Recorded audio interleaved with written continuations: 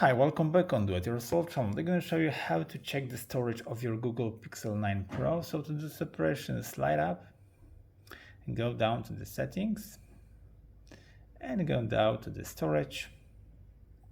And as you see, in this case, we have the 128 gigabyte total of memory.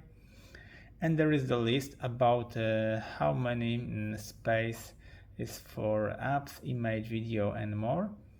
And there is also information about how many space is for the system and temporary files. You can also go there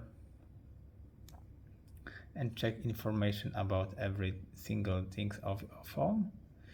And you can of course check how many apps we have here, image, and you can of course